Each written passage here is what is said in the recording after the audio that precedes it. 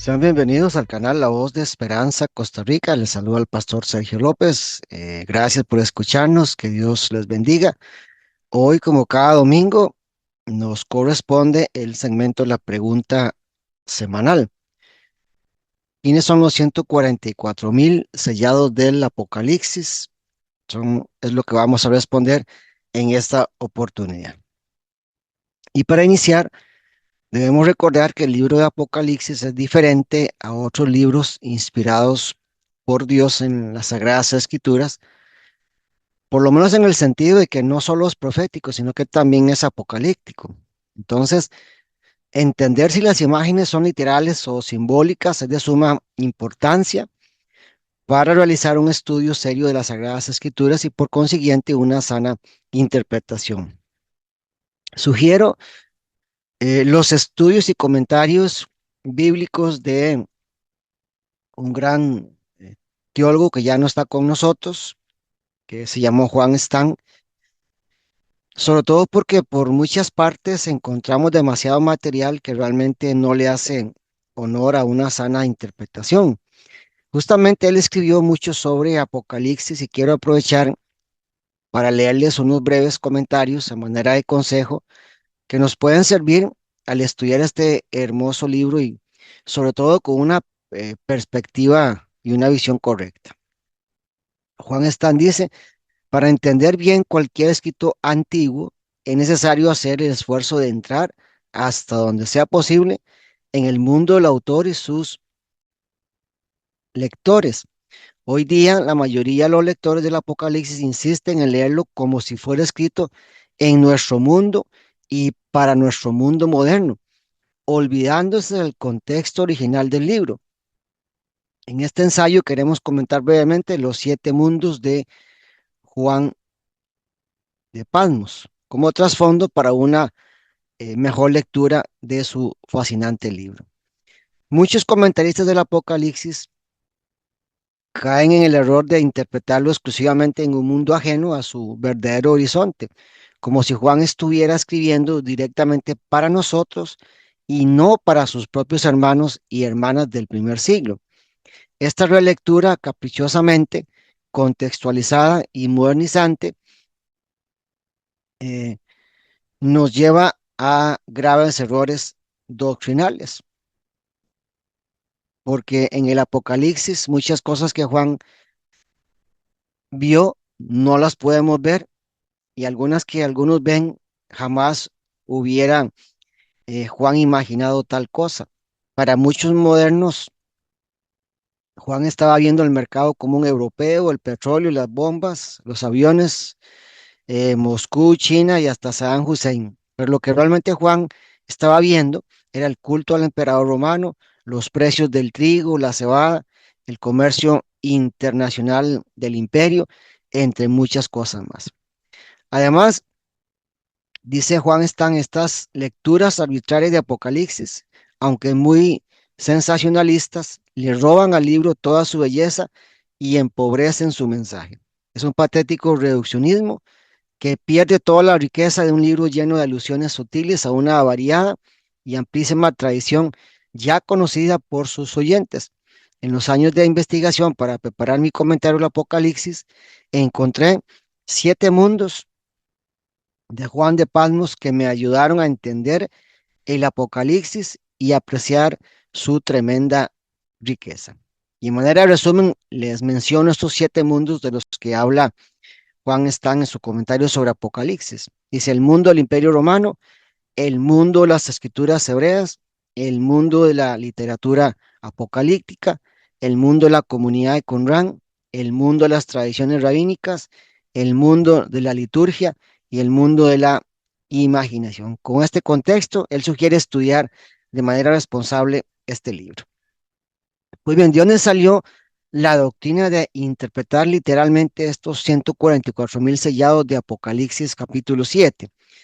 Esta enseñanza es promovida por la secta de los Testigos de Jehová y como sabemos, ellos no están interesados en hacer una adecuada interpretación de la Biblia porque buscan otros intereses como secta. También que tienen su propia Biblia, la traducción del Nuevo Mundo, con todos sus errores doctrinales y herejías que ya conocemos. Los 144,000 se mencionan por primera vez en Apocalipsis 7:4. Este pasaje aparece en un interludio entre el juicio del sexto sello de Apocalipsis 6 y la apertura del séptimo sello de Apocalipsis 8. Vamos a leer estos dos pasajes en cuestión para tener una mejor comprensión y un panorama más general. Apocalipsis 7, del 1 al 8, lo leemos siempre honrando al Padre, al Hijo y al Espíritu Santo de Dios. Después de esto, vi a cuatro ángeles de pie en los cuatro extremos de la tierra, que detenían los cuatro vientos de la tierra, para que no soplara viento alguno, ni sobre la tierra, ni sobre el mar, ni sobre ningún árbol. También vi a otro ángel que subía de donde sale el sol y que tenía el sello del Dios vivo, y gritó a gran voz a los cuatro ángeles a quienes se les había concedido hacer daño a la tierra y al mar. No hagan daño ni a la tierra, ni al mar, ni a los árboles, hasta que hayamos puesto un sello en la frente a los siervos de nuestro Dios. Oí el número de los que fueron sellados, 144,000 sellados de todas las tribus de los israelitas. De la tribu de Judá fueron sellados 12,000, de la tribu de Rubén 12,000, de la tribu de Gad 12,000, de la tribu de Aser 12,000, de la tribu de Neftalí 12,000, de la tribu de Manasés 12,000, de la tribu de Simeón 12,000, de la tribu de Leví 12,000, de la tribu de Isaacar 12,000, de la tribu de Zabulón 12,000, de la tribu de José 12,000 y la tribu de Benjamín fueron sellados 12,000. El otro texto paralelo que hay que leer junto con este Apocalipsis 7 es Apocalipsis 14 del 1 al 5. Miré que el Cordero estaba de pie sobre el monte Sión y con él 144,000 que tenían el nombre del Cordero y el nombre de su Padre escrito en la frente. Oí una voz del cielo como el estruendo de muchas aguas y como el sonido de un gran trueno. La voz que oí era como el sonido de arpistas tocando sus arpas y cantaba un cántico nuevo delante del trono y delante de los cuatro seres vivientes y de los ancianos. Nadie podía aprender el cántico sino los 144,000 que habían sido rescatados de la tierra. Estos son los que no se contaminaron con mujeres, pues son castos. Estos son los que siguen al Cordero a donde quiera que va. Estos han sido rescatados de entre los hombres como primicias para Dios y para el Cordero. En su boca no fue hallada ni engaño, ni tampoco mancha. Recordemos que los testigos de Jehová enseñan que este número serán los únicos que estarán en el cielo y que los demás, según su creencia, van a morar en la tierra con Jesús. Eh, Gran parte de esta confusión sobre los 144,000 proviene de esta doctrina errada de los testigos de Jehová. Esta organización afirma que este número total de personas reinarán con Cristo en el cielo y que pasarán la eternidad con Dios. Y a esos pocos elegidos los llaman la esperanza celestial, mientras que al resto de los fieles les asignan la esperanza terrenal, un paraíso en la tierra gobernado por Cristo y los 144,000. Para empezar, la Biblia es clara en afirmar que todos los redimidos del pueblo de Dios estarán en su presencia, aunque por supuesto las recompensas sean distintas porque se hará a cada uno según sus obras, pero no habrá diferencia ni separación de los que ya fueron salvos por eh, el tiempo antiguo. Hablamos de la época del Antiguo Testamento, los que murieron antes de Cristo, ni los que murieron después de Cristo, ni los que estén vivos que se vayan en el arrebatamiento. Lo que pasa con los testigos de Jehová es que el lenguaje literal para ellos es lo único que entienden, no usan el lenguaje figurado ni los simbolismos y por eso entran en errores y doctrinas falsas. Entonces, si interpretamos los 144,000 como de manera literal, tenemos graves problemas que enfrentar. Por ejemplo, tendríamos que excluir a personajes como Abraham, como Isaac, como Jacob, porque ellos nunca pertenecieron a las tribus de Israel. Sin embargo, la Biblia nos muestra que Abraham, Isaac y Jacob están en el reino de los cielos, según lo dice Mateo 8:11. Esto implicaría también que si esto fuera literal, entonces los gentiles no tendrían esperanza de salvación, porque los 144.000 habla de israelitas y no de gentiles. Y la Biblia enseña todo lo contrario, que Dios no hace acepción de personas, que Él desea la salvación para todos, que no excluye a nadie y que por supuesto solo los que se arrepienten y ponen su fe en Jesús son los que van a encontrar la salvación de su alma, pero está abierta evidentemente para todos. Por otro lado, se nos habla de que podrían excluirse algunas tribus, como las de Dan y Efraín, que no están mencionadas en Apocalipsis 7. Esto significaría que Josué, fue la tribu de Efraín, y Sansón, que perteneció a la de Dan, pues no tendrían parte en el cielo, según esta doctrina. Entonces debemos ser muy cuidadosos porque cuando usted lee Hebreos 11, allí por supuesto están estos personajes de la palabra de Dios como ya redimidos y salvos. Esto significaría que solo hombres estarían en el cielo si tomáramos literalmente esta interpretación. Eh, y entonces debemos cuestionarnos si realmente eh, lo que dice literal de que solo hombres o de que solo hombres castos o vírgenes son los que realmente estarían eh, dentro de estos 144.000. Así es que todas estas interrogantes son fácilmente contestadas por la palabra de Dios cuando hacemos no una interpretación literal, sino de manera simbólica. Así como se habla de Cristo como Cordero, esto es algo simbólico. Y se habla del monte de Sión como algo simbólico del gobierno del Señor. Sí, también se habla aquí de vírgenes, de hombres que no se contaminaron con el pecado, eh, apelando a la pureza y a la santidad. Otro factor que muestra que estas personas, los 144.000 no es literal, lo vemos en el capítulo 7 de Apocalipsis, verso 8, que habla de la tribu de José. Y si analizamos la lista de las 12 tribus de Israel, por supuesto, la tribu de José nunca existió. Esto es evidencia que se está refiriendo a algo simbólico y no de manera literal. La Biblia enseña con mucha claridad quiénes son los que van a estar en el cielo. Son los que fueron redimidos por la sangre del Cordero de cualquier época, de cualquier nacionalidad, porque aquí tenemos que entender que no hay dos iglesias, una el pueblo escogido judío y otro el pueblo gentil. Es una sola iglesia, un solo pueblo, y todos los que fueron redimidos por la sangre del Cordero en cualquier época, aún en la época de la gran tribulación, los que no se arrodillan ante eh, el enemigo y adoren a la bestia, eh, y más bien confiesen a Jesús como el Señor y Rey de sus vidas, entonces esos también tendrán parte en el reino de los cielos. Por otro lado, los 144.000 judíos sellados significa que tendrán una protección especial de parte de Dios.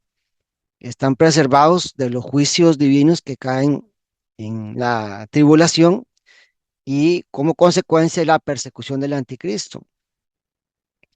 La escritura ya había anticipado una futura restauración espiritual de Israel. Ustedes recordarán Zacarías 12, Romanos 11. eh, y cuando leemos Apocalipsis capítulo 14 y verso 4, esto nos da una idea de que será una primicia de este Israel redimido. Y la principal misión de estos 144.000 es evangelizar el mundo después de eh, lo que han llamado el rapto o el arrebatamiento y proclamar el evangelio durante todo este periodo. Así es que el fruto de este trabajo enorme. eh, Son esta gran cantidad de multitud que no se podía contar, que habla Apocalipsis 7:9, que van a ser salvos durante este periodo. Entonces es muy interesante porque nos preguntamos de dónde viene este número 144,000, porque eso omitía la tribu de Dan en esta lista. Entonces vamos a adentrarnos un poquito en algunos simbolismos de la palabra del Señor sin forzar una interpretación literal del texto. Así es que debemos profundizar un poquito en estos símbolos. A lo largo de la Biblia encontramos que el número 12 es usado para representar la elección de un pueblo especial y apartado para Dios. En el Antiguo Testamento vemos, por ejemplo, las 12 tribus de Israel. En el Nuevo Testamento, los 12 apóstoles. Usted recordará que incluso tras la muerte trágica de Judas, eh, debía ser reemplazado para completar este número de 12, tal como lo narra el libro de los Hechos. Por tanto, no debe sorprendernos cuando llegamos a un libro simbólico como el de Apocalipsis, porque el pueblo escogido de Dios se describe varias veces con los múltiplos del número 12. Por ejemplo, los 24 ancianos que representan a la iglesia triunfante, la nueva Jerusalén que representa a la iglesia en una perfecta y total comunión con Dios, a los 12 apóstoles, las 12 tribus de Israel, incluso hasta las medidas, 12,000 estadios, 144 codos de Apocalipsis 21.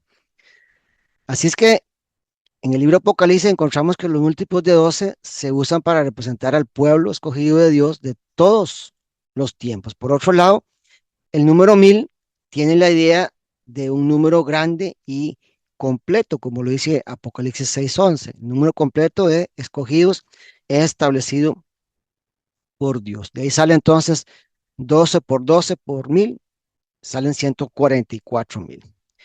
Por lo tanto, el simbolismo de 12 por 12 por 1000 es muy importante en cuanto al número completo del pueblo de Dios. Así que 144,000 representa el grupo de santos que puede sostenerse en pie en el día de la ira del Cordero, tal como lo dice Apocalipsis 6.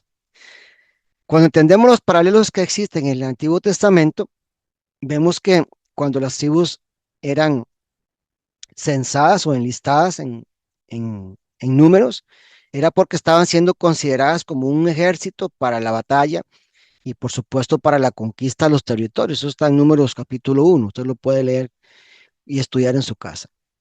La Iglesia de Cristo, por supuesto, representa esta, esta realidad. Somos el ejército de Dios y se necesita un ejército del Señor porque estamos ante un enemigo, ante las fuerzas del mal.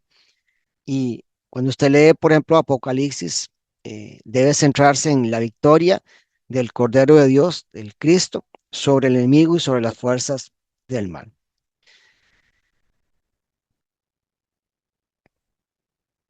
Sobre la identidad étnica que se resalta en Apocalipsis 7, aunque se mencionan específicamente las 12 tribus de Israel, deberíamos poner mucha atención a las diferencias y algunas similitudes que existen con otras listas en la Biblia.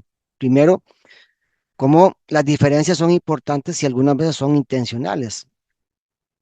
Este es el único lugar donde aparece en primer lugar la tribu de Judá. Es una pista que nos apunta a esta diferencia principal que existe con respecto a otros lugares en donde las 12 tribus aparecen de manera distinta, como en el león de la tribu de Judá, que aparece en Apocalipsis capítulo 5. Y es interesante que la exclusión de Dan, porque recordemos fue una tribu idólatra, esto usted lo puede encontrar en Jueces 18, en el primer libro de Reyes 12, representa la pureza y la fidelidad de la iglesia en la tradición judía. Se consideraba que el anticristo vendría de la tribu de Dan. Entonces esto nos da ciertas características porque se dice que son vírgenes, en Apocalipsis 14, se incluye a Leví, que no iba a heredar la tierra, pero que representa el rol sacerdotal según lo dice Apocalipsis 1, Apocalipsis 6 y también Apocalipsis 7.